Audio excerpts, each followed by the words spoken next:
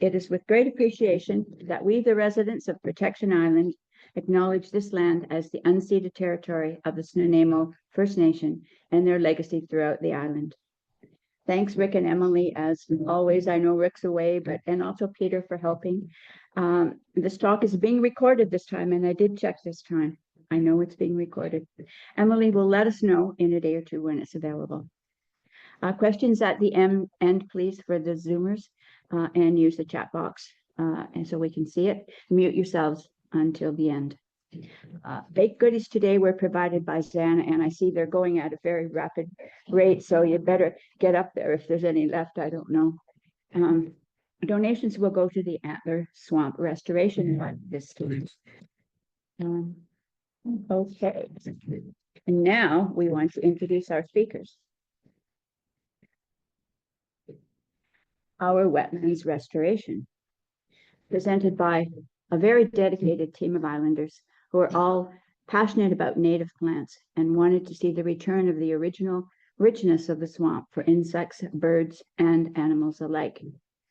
I bet a lot of you said when you heard of the restoration of Antler Swamp, where the heck is that? I did, I know. Well, it's our very own swamp right here on Protection Island, named so because deer antlers were found along the shore, stuck between two willow tree trunks.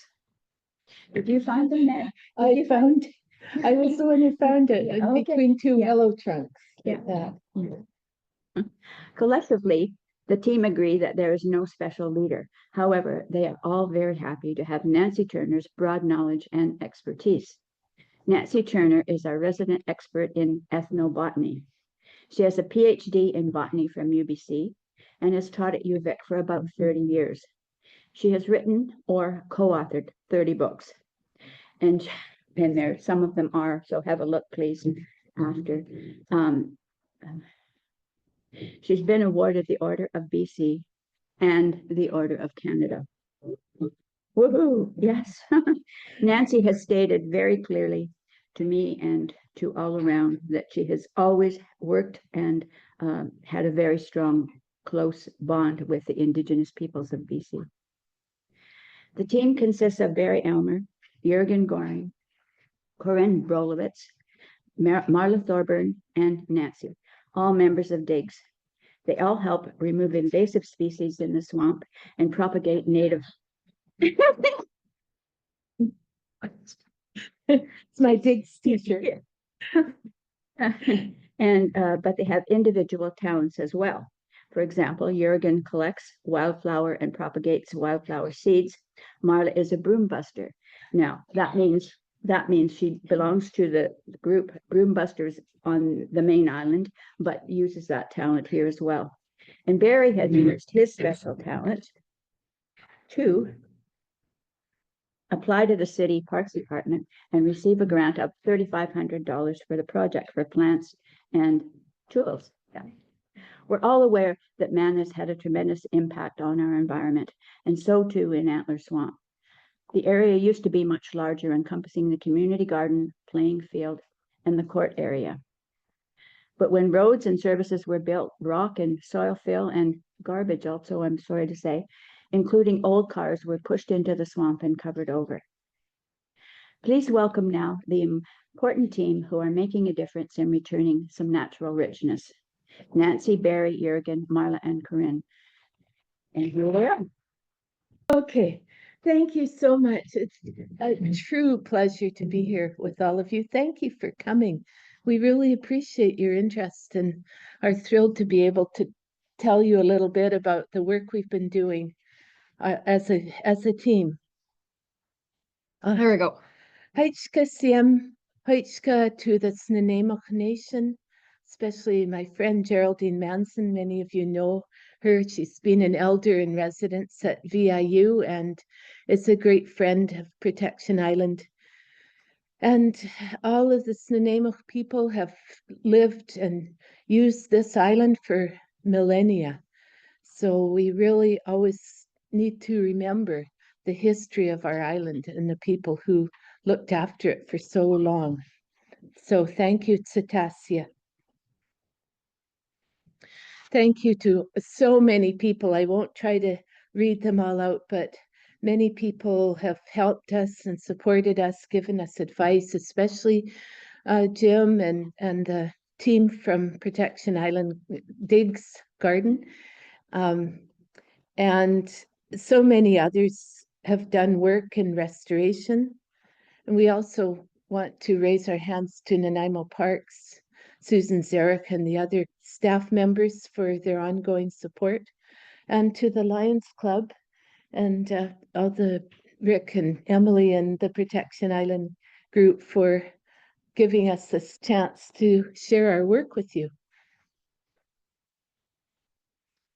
We started off some years ago now, and some of you were involved in a project down at Smugglers Park, removing broom and Himalayan blackberry from the park area and promoting the growth of the camas meadow there and the Gary oaks, planting a few Gary oaks. And that was kind of the start of the inspiration behind the restoration work that we've done. So there it is. There's a picture of the antler that I found in the middle of the swamp. Don't ask me what I was doing in the middle of the swamp, but I like swamps. So just came across this antler stuck there, and the tree was growing around it. And then shortly after, I actually saw a deer with a broken antler, a buck. And so I figured that it had lost its antler in that way, and the tree was growing around it. So I kind of gave it the nickname of Antler Swamp, and it seems to have stuck. So I'm kind of happy about that. So wetlands are very special habitats. Wetlands are how nature deals with weather, we should say. And we are fortunate to have wetlands here on the island, but they're limited. And as has already been said, they've been reduced in their extent ever since the mid 1900s or so. And they used to be much more extensive. And Terry Gordon, who has worked with us and has lived on the island for a long time, remembers the original extent of the wetlands. They covered the area that is now the garden and the tennis court, and even extending across the road in some places and covering the road in some places. So the road had to be built up. So Terry has very kindly allowed himself to be interviewed about his memories of the island and the wetlands and the other aspects of the island natural history and forest cover from the time when he first arrived here as a kid. And that's been recorded and should be available as part of our island history for the library. So we're very grateful to Terry for sharing that with us. And Jane Teskey, who also moved to the island in the 70s, remembered some of the same things, that they used to skate on a pond, on an open pond area down in behind where the garden is now, right over to the pond that now has some ice on it. Yes, exactly. Thank you. And so Terry helped us to reproduce the aerial photo map to show where the original wetland was. And as Bev told us, a lot of the area that's now the garden and the tennis court was filled in with junk, with old cars and all kinds of other junk. And one of the projects that Barry especially has been working on is to remove some of that junk and take it away and fill in the area and replant some of those areas, which he will tell us about a little bit. So we're grateful to Jesse Sang and to Terry and Marla for developing this map. And just to back up for a minute, wetlands are being lost everywhere around the world. and they're even in more danger with climate change. But since 1900, half of the world's wetlands have been lost. And the majority of that's in the last few decades. There are so many kinds of wetlands, and the ones we have here, I guess, would be called a marsh. But there's ponds. We have a pond. There's wet areas around lakes. There's peat bogs, which are acidic and have a lot of sphagnum moss. All of those have their own distinctive plants and animals and fungi that live in those places. So, but a lot of the wetlands across Canada and beyond have been filled in for agricultural purposes. So a lot of, say, the Fraser Delta area, or for urban development, because often they're in places where people like to live. So we can, if you ever are looking down over Richmond, you'll see what was once a big, huge, productive wetland that is now totally urbanized. So we used to have a lot of skunk cabbage. Terry Gordon remembers. Skunk cabbage was present in the shallower areas and throughout the original wetlands. In some sites as recently as 10 years ago, but we don't see much skunk cabbage now, even though it's a really spectacular native plant that has a lot of cultural value as well. And there were a lot of cattails as well, the native cattails that First Nations use both of those plants. Skunk cabbage as like wax paper, to not to eat, but to dry berry cakes on, and cattail leaves to make mats that were used for summer tents and for all other purposes as well. So those two plants, as well as being habitat for wildlife of various kinds, insects as well, are not seen very much, and we're hoping to, as one of our part of our work, to bring it back. These are some of the trees that indicate wetlands, the trembling aspen that you see in places along that waterway, the giant black cottonwood trees that I just love, that provide the snow when they go to seed, and often they blow around and they look like it's snowing out. And so those two are very strong indicators, along with the willow trees. These are all culturally important for the Snuneymuxw people and other people all around British Columbia, and they all have names for these trees and the shrubs and the other plants that we're talking about. There's several species of willow, and one of the ones that we planted as part of our restoration is a fuzzy leaf willow species called Hooker's willow, or which is named after Joseph Hooker, very well-known botanist.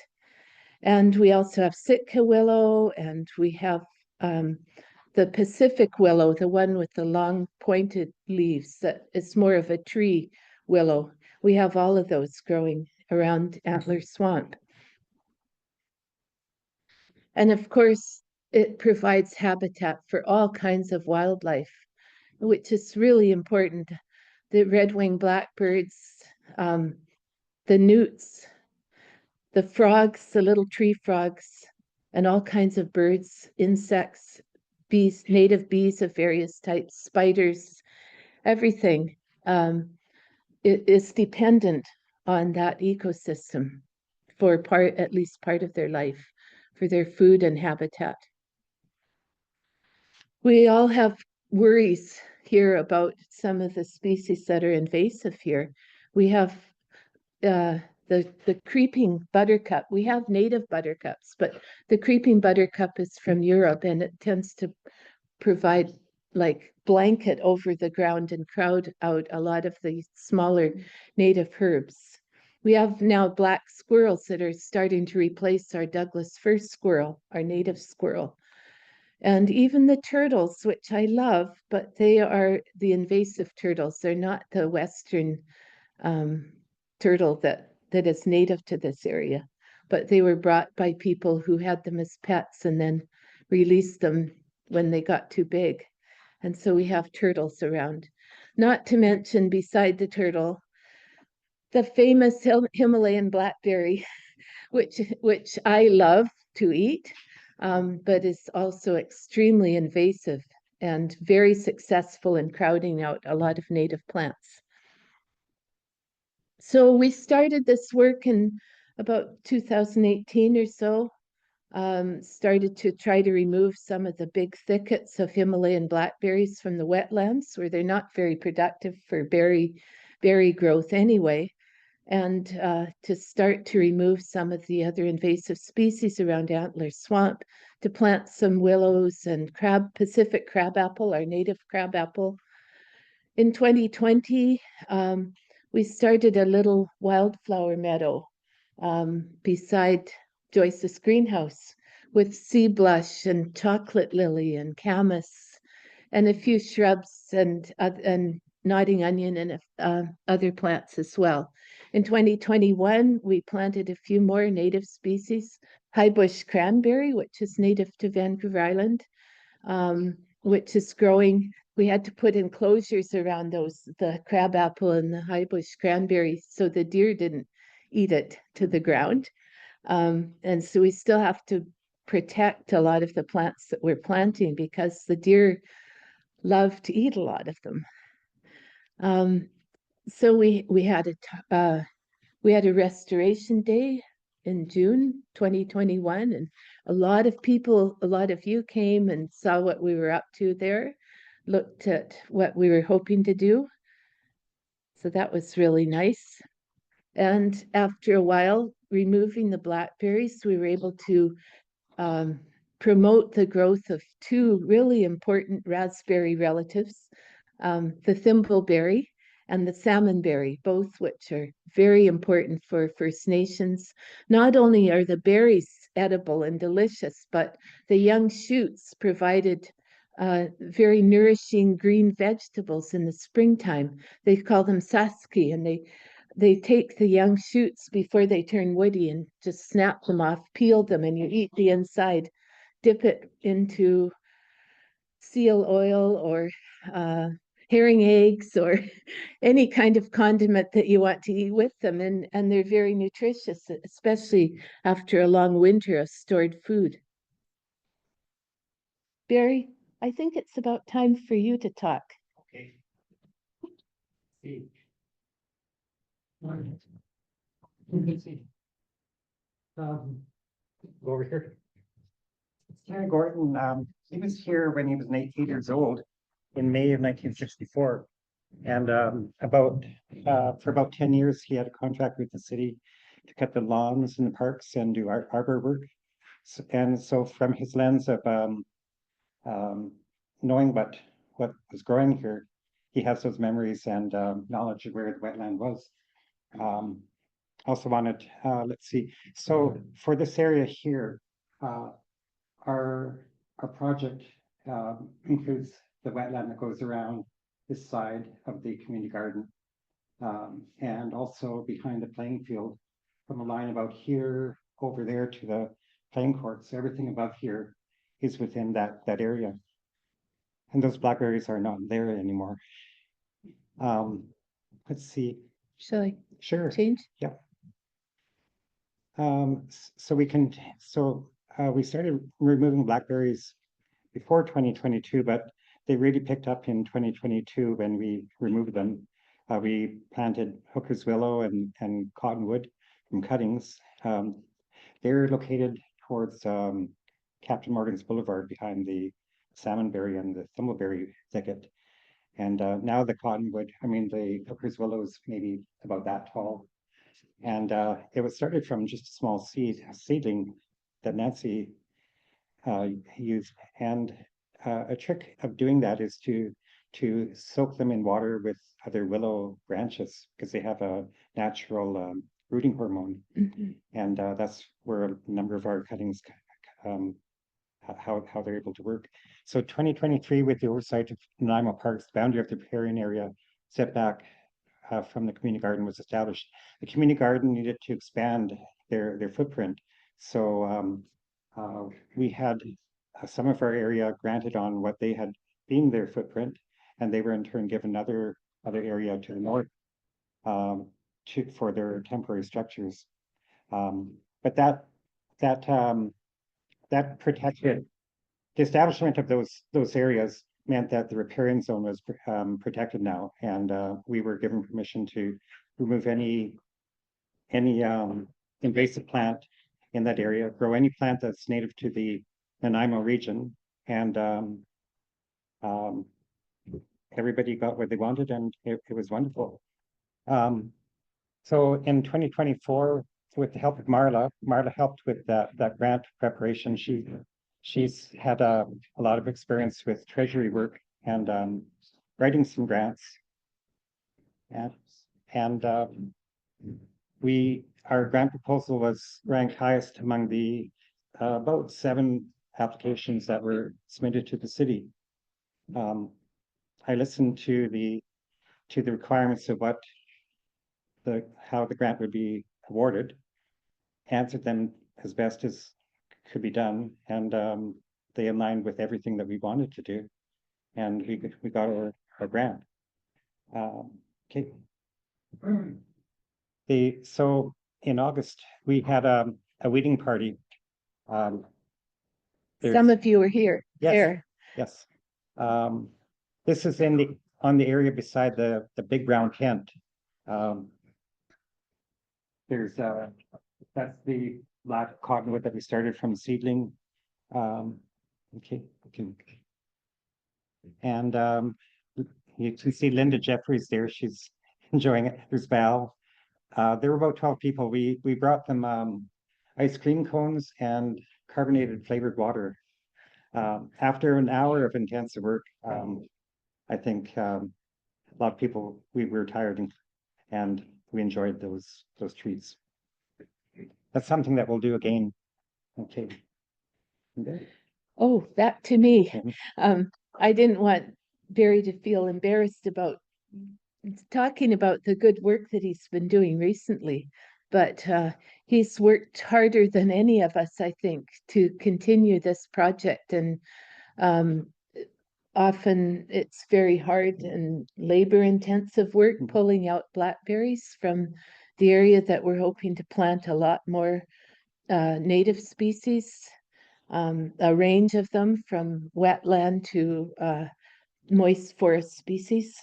And you can see the rock that Barry had to remove, a lot of that rubble, and especially the roots of the blackberries. And these are blackberries that were not really accessible for picking for anybody because they were so extensive. You couldn't really get into that patch anyway. So in a sense, the blackberries that are left will be more accessible than before. There was underneath those blackberries, it was a solid field of blackberries. Nothing else was really growing there. There was a lot of dead canes, and part of our grant proposal mentioned those dead canes to be removed because it would be a fire hazard or fuel for a wildfire. Okay. So this shows some of the work that Barry's been doing and Marla's been working on as well, but providing a not formal garden, but a garden with pathways that people can go around, and we'll have labels for the native species so people can learn what they are and provide their Snuneymuxw names as well. So we want to really pay tribute to the Snuneymuxw Nation and to the work of Geraldine and others. And the part of the it's not a true restoration, but it's returning things to a period of time or before people were there, because that would not be respectful for the First Nations that were always here managing the lands. We're going to try to replicate a natural forest with 7 layers of the tall tree, the short tree, the shrubs, herbaceous level, annuals, perennials. Then there's the ground covers, the root layer, and then the vine layer. And then there's other 4 parts, the water, the logs, the branches, and the rocks, because all of those create microclimates And the rotting wood produces food for fungi, bacteria, nesting opportunities for little bugs. The bugs provide food for the birds. The birds are there, the pollinators. It's a whole mix of things. Mm. The middle slide shows the plants that we purchased. We had a budget for about $1,000 to get plants from streamside native plants. And it was a good selection, but it's not going to cover the whole area. But we're in the process of getting them planted pretty soon. So this area here shows the where the paths are. The paths were designed so that you could walk through the area instead of being on the outside looking in. So on left or right, you would see the different species. And closer to the water edge, here, the water channel, there'll be plants that are more suited to wetter, shadier conditions, some sunshine. And then closer to the division between the playing field, there'll be it's proposed to have a hedgerow of plants, trees, or shrubs that will grow in drier conditions. So maybe Jurgen, Yeah. there's Jurgen, looking at our little wildflower meadow here. But Jurgen, maybe you could say a few words about the work that you've been focusing on. Yeah, we're a very special group that way, in that everyone has their own little specialty that they focus on, except for Nancy, of course. It encompasses everything. But my little specialty, which I've been called to talk about, is propagation of some native flowers. When I first came to the island many years ago, I was quite taken aback by some of the fawn lilies and other lilies that I'd never seen before in my life, and it wasn't long afterwards that I decided I wanted to try growing some of these myself to have them in my yard. So I wanted to collect seed, and I realized that all of a sudden the flowers were gone, and I couldn't see it. There was nothing there. I couldn't locate any seeds or anything. So over the course of the years, I made a point of identifying plant sites earlier in the spring, and then revisiting them every week or 2 weeks, and watching how the plants in early June, some of them start to go dormant, and then the seeds would be ready for harvest. And if you don't get them then, they just disperse, and by the time July comes around, there's nothing to see. Yeah. There's nothing there. And so I started propagating these plants, and then sure enough, they started growing, and fawn lilies and camas lilies. And then I realized that once I was kind of into it, that a lot of these plants, they take 5 or even 7 years before they will bloom for the first time. So it's a real patience game, and it's a numbers game. You have to start off with a lot of seeds to get some plants, and every year there's die off, or slugs or deer or something will get at them. Anyway, I've been doing this over 20 years now, and I've been able to generate several generations of my own camas plants already. And so here you see these are camas bulbs here, ready, that I've dug up there for transplanting. They can be transplanted in the summertime, and that's quite a few dozen camas bulbs right there. It would have made a good feast for First Nations people in the past. I've read various accounts about the palatability of camas. You have to know how to cook it. Yes. Apparently Lewis and Clark did not, and it delayed their trip for about a week. Yeah. The main carbohydrate is a very complex sugar called inulin. You have to break it down through pit cooking into fructose, which is a sweet tasting digestible sugar, but you have to know how to do that. I'm sure. I haven't tried my hand at that yet, but I've been meandering a little bit. What I wanted to say is we've been collecting seed of various plants, and growing them in pots and repotting them in the summertime and so on. And we use these plants when they finally get bigger and strong enough to for our restoration work. And also we've also donated quite a few bulbs to different island restoration projects, the traffic circle, and I know the guides have been working on their own restoration little area and so on. And we are also we've also been able to sell some plants at the digs annual plant sale, and give back to digs in that way through the proceeds of plants. And yeah, it's a really fascinating process watching these plants grow. And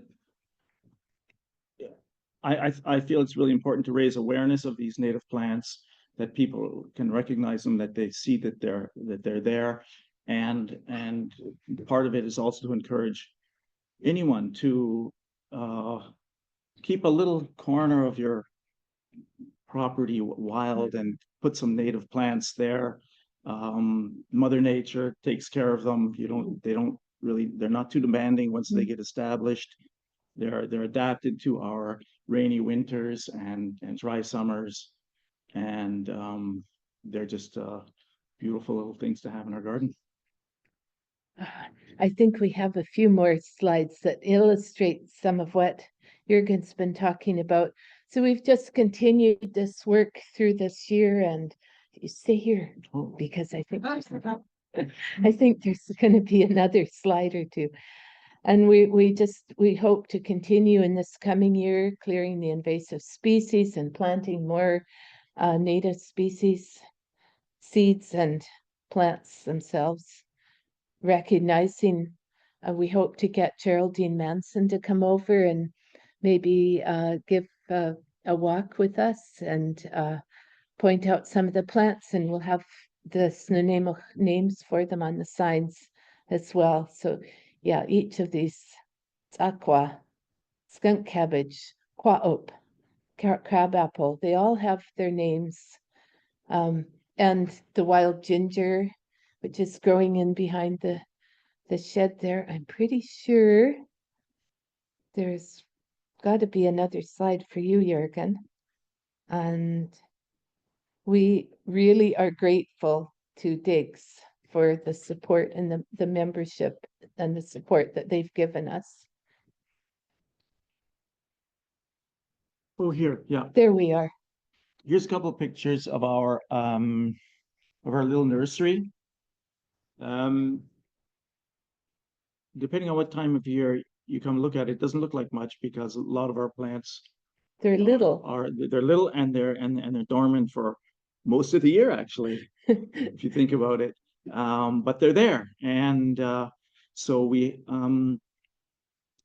the plants that I've been focusing on most is the fawn lily, camas lily, chocolate lily, and the tiger lily, Shooting star. and the shooting star, and the sea blush. Yeah, which is an annual. So right. But we Yeah. will probably be selling some of those at the dig sale as well, we will be. because they're looking very promising. Yeah, I guess that's covers mainly. But thanks, Jurgen. Thanks so much. We're so happy you're part of our team here. So yeah, there's all kinds of native plants. This little ground cover, the Oregon stonecrop, is one that is very attractive and has attractive yellow flowers on it. Easy to propagate because even just a little piece broken off will start a new root. So a lot of these have more than one way of reproducing themselves. These are some of the wetland species that we're looking after: the alder, as I mentioned, the cottonwood, the cascara. Some of you know cascara is a well-known medicine, laxative medicine that people still use today. But it's also a beautiful little tree that we have several of growing in the marsh. We have the hardhack, the beautiful, beautiful spirea that is wonderful for pollinators as well. And we have a really nice patch of it growing and hope to continue propagating it. The little bird cherry, it has separate male and female on different bushes, and it's the first shrub to come into bloom in the spring. Sometimes starts to bloom in February and March, so we'll have to look for that. The twinberry, one of the honeysuckles, is another wetland shrub that we're propagating. Other ones, red elderberry, of course, salmonberry I mentioned, and thimbleberry, but also our native blackberry, the trailing blackberry, which has got delicious berries. It's in my view, they're even more delicious than the Himalayan blackberries. It has separate male and female vines, though. So if you want to grow it, you have to make sure you've got both male and female plants growing there. And then the red osier dogwood with its beautiful red bark stems.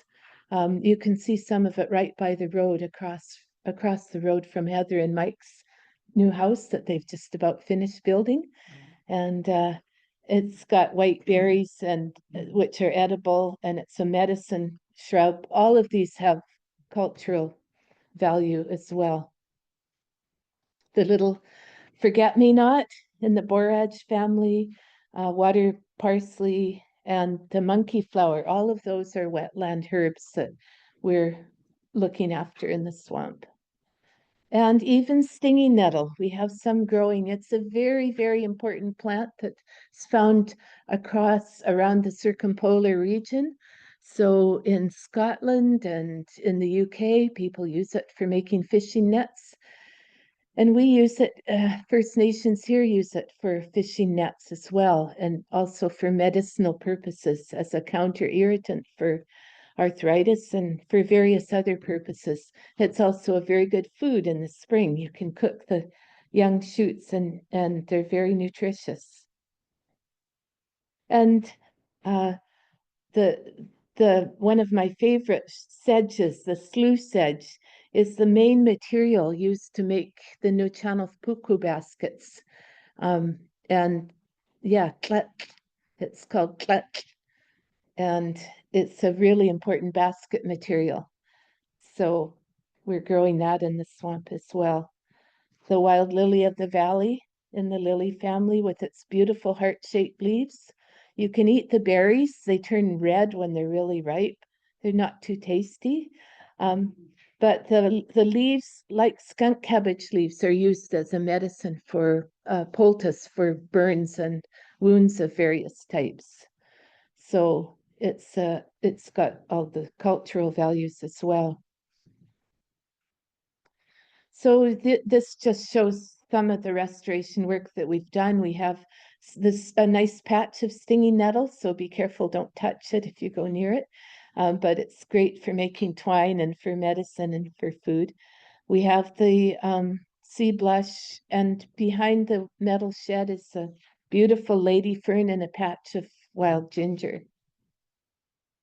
And more that we hope to plant: the common mint, the wapato, which is a plant that's very well known along the Columbia Basin, but also here, and interesting, the people here call it kolos, and so do the Shwetmuk or Shuswap people up in the interior. So they traded not only the corms or the tubers of the wapato, but also the name for it spread from the coast up to the interior.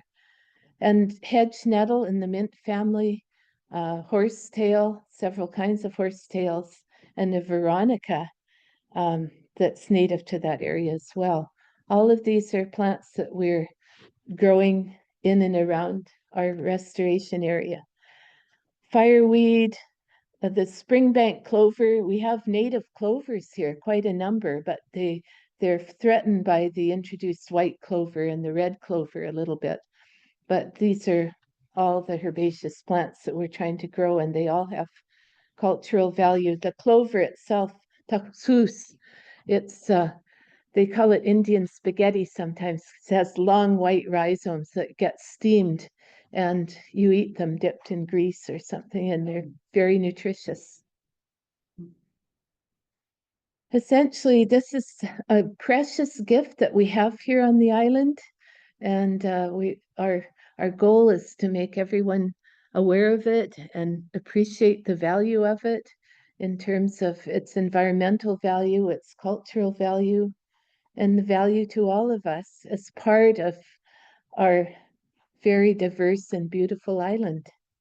So we welcome any of you who are interested in participating to whatever degree you feel like. And Barry's put out some sheets, volunteer sign-up sheets for anyone who is interested.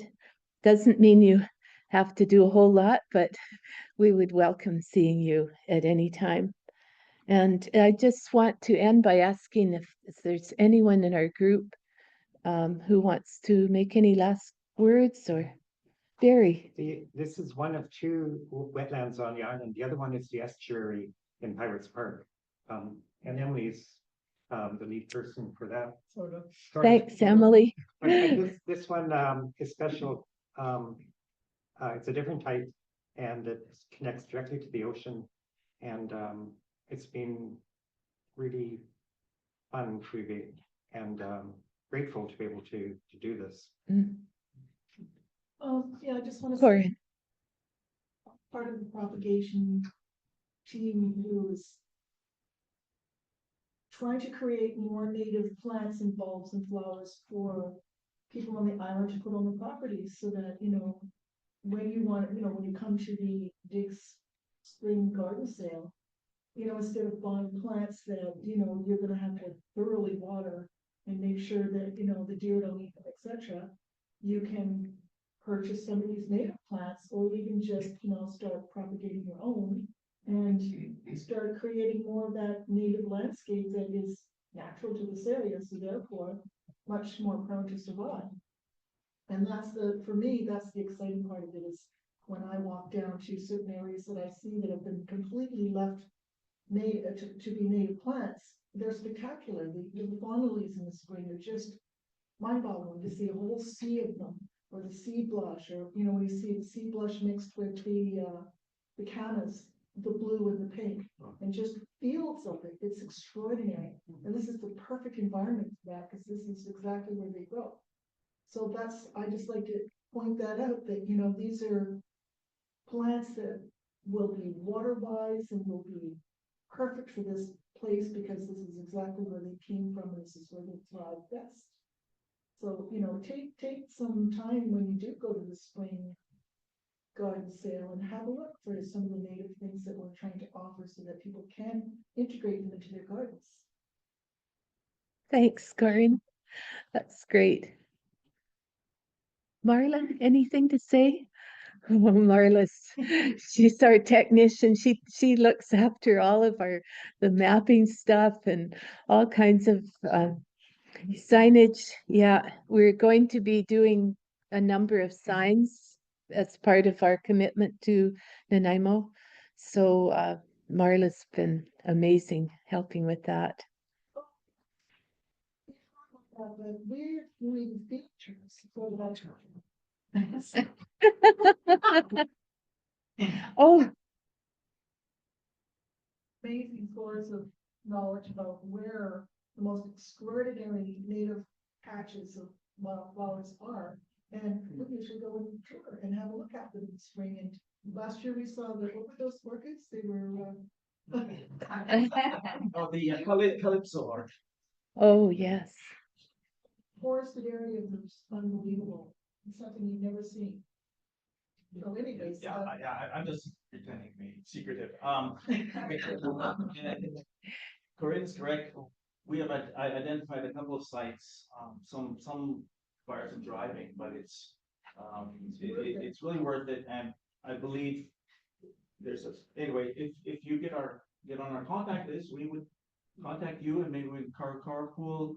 There's a place down by, Honeymoon Bay? Yeah, down by Lake Cowichan, which is just an exquisite, ecological reserve and. With pink fawn lilies, Yeah. the pink flowered fawn lilies. And it's just full of other,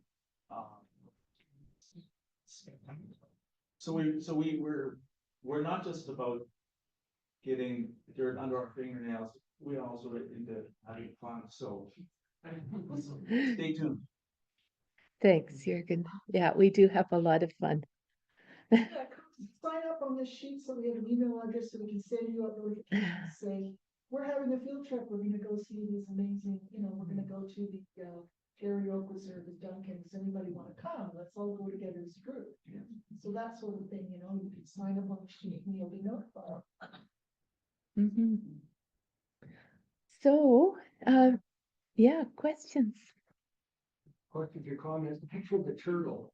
I walk by the pond every day and usually you see the turtle sitting on the log over to the left if you're at the bench there. Has anybody seen the turtle lately or? See the ice on the pond? Well, don't be mad. They have dig down in the mud this time of year. You wonder, okay. The other comment or question on the black squirrels, I'm going to be very careful how I say this. Talking to some people on the island, they seem to could recognize that it's an invasive species and they're working towards trying to, the best way to say it, to reduce the invasive species, shall we say. And they've been working hard at it and they've done some reduction, let's say, of the black squirrels. I'm curious though, I mean, how many damn black squirrels do we have on this island? I know I contacted the city once who put me in touch with the province. They have a brochure about invasive species, and I said, here we are, this community, 350 properties. Can't you, if you want to try to reduce the invasive species, can't you come over here and do something or help us to eradicate, if you will? And oh no, we can't do that. And I thought, well, if they can't even do it on a community, an island like this, I mean, it's almost like seems pointless. I don't know, but I can't believe the number of them and the fact that you don't see quail anymore hardly. And Yeah. I'm sure that's a direct result of that. So, Yeah. they're still going on the power lines by our house. And they do eat the birds' eggs and that kind of thing. Castle. There are lots on Newcastle as well, on say such and.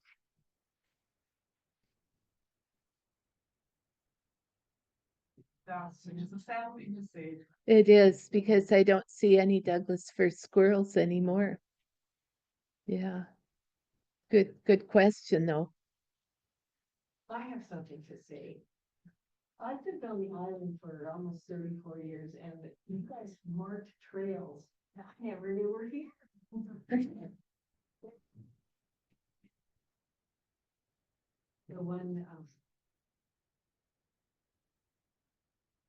The one right near Keaton, and it goes back behind the community garden and out into Smugglers. Oh, I saw the entrance to that.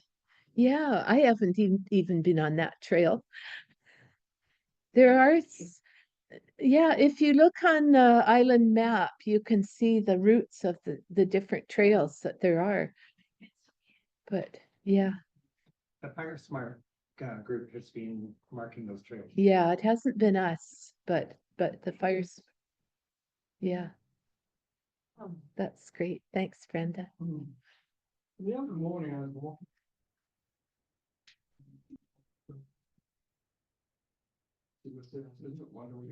Good, but then I reflected on what I was listening to, and it was starling. Oh, Another invasive species. yes.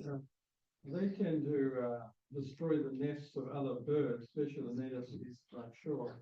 So what do you do about those now? Oh, You know, I think they were first introduced as, if I heard this story right, to New York. Because somebody wanted to introduce all the birds that were part of Shakespeare, anything to do with Shakespeare plays. They wanted to bring them. They brought the skylark and they brought the starlings and probably a number of other birds, but the starlings just survived, and they're there by the, I mean, I think they were maybe responsible for the passenger pigeon extinctions. And I don't have an answer for that. It's just, I don't know what you can do. The genie's out of the bottle, as someone said. Oh, yes. You have gorse. You have so much gorse, it's not funny, and all kinds of mammals that never lived there. And yeah, I know we're homogenizing the world, I say. We're bringing species all over, and it is. And then we have these big well, agricultural fields. You couldn't tell the difference between one in Scotland, one in China, one in North America. They're all the same. That's what we humans have done. From islands off the coast, and also some of the forests have actually made them quite secluded and have killed all the weasels, the stoats, The cats, turkeys, and one. yeah. The endless number, and reintroduce native species. We were in New Zealand a couple of years ago and went to one of the islands off the coast there. And a lot of the native birds are coming back, like the saddleback, which is almost extinct. And had the pleasure of seeing some of these birds. Oh, So it can be done. There are a few success stories, but yeah, it's pretty hard, and it's discouraging because most people don't really recognize the importance of native areas. Yeah. Well, oh, yes, Peter. I just wanted to thank you as a team for presenting this, because there were a lot of things I didn't know about what's going on, and it's so much appreciated. I know by the whole island. And I wanted to let people know that all the donations are going towards your projects in the future. And if you didn't bring any money with you, I'm sure we could arrange to take pledges. Question for Nancy that is a little bit not on topic, but did you ever find a name for Protection Island for the? Oh, Name? yes, I looked for it, Peter. I looked, and I think I even asked Geraldine Cetaceae if there was one. And as far as I can tell, they had names for the different parts of the island, like where Smugglers is, and that was a herring spawn harvest area and a camp for Snuneymuxw. But I didn't hear, or I didn't find any name, and I looked in the Halkomelem place names thesis. I couldn't find any name for Protection Island itself. And it appears there's no middens or anything either, right? So Well, there might be some middens. There are some what do you call them? Rock writing. Thank you, petroglyphs. And also there's some culturally modified Douglas fir trees, which are an item that archaeologists haven't really recognized until quite recently, when my friend Darcy Matthews did his PhD on culturally modified Douglas fir, because Douglas fir bark is one of the hottest burning fuels. And so wherever there were camps, camas harvesting areas especially, you'll find in the big old Douglas firs, you'll find these places where you can see they've put in elk antler wedges, and they've taken slabs of fir off living trees. You can see a lot of them up in the Qualicum Heritage Forest, but we have a couple at least on the island here, and some on Sesatchin too, which indicates that people were camping here and using the bark for fuel, but they take it from living trees and then it grows back over again. So there is evidence of people camping here and oral evidence and stories as well. We hope to get Cetacean Geraldine Manson to come over at some point and participate with us. I know she would enjoy that, and we would love to have her. Yeah. That up anytime you like. Thank you so much. There's the trail that goes up from the beach at Smugglers towards where the eagles were nesting. Right. There's some old growth, just at the top of the ridge, there's some old growth stumps that are so big that they're estimated to be at least 500 years old. Wow. And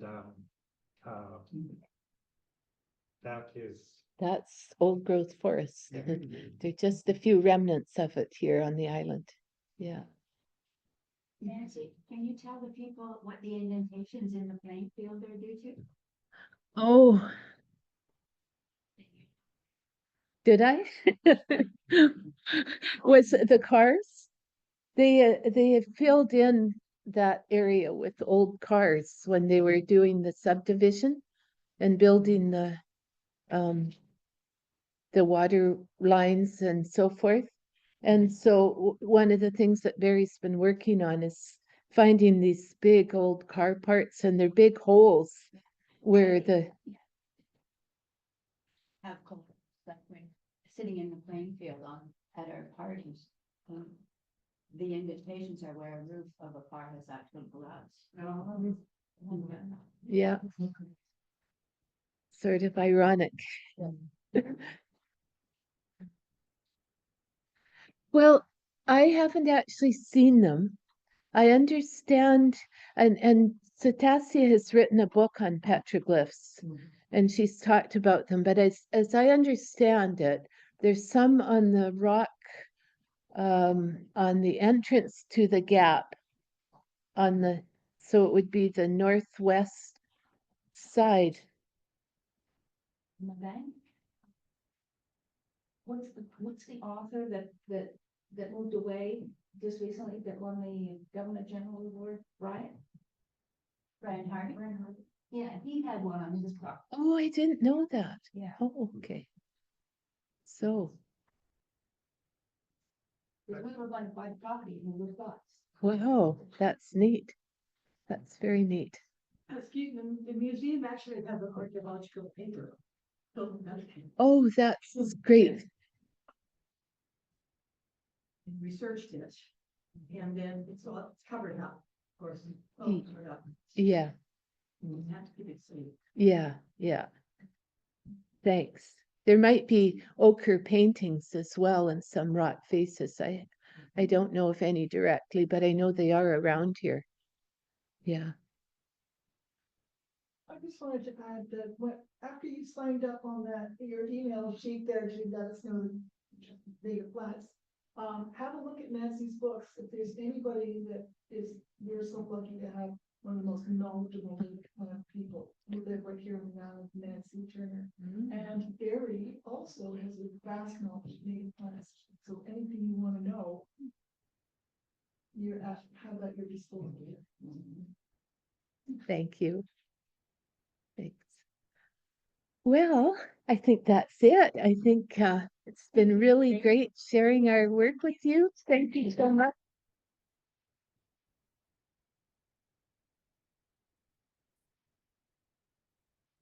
Actually, it hasn't been work at all. It's been just sheer fun. Yeah.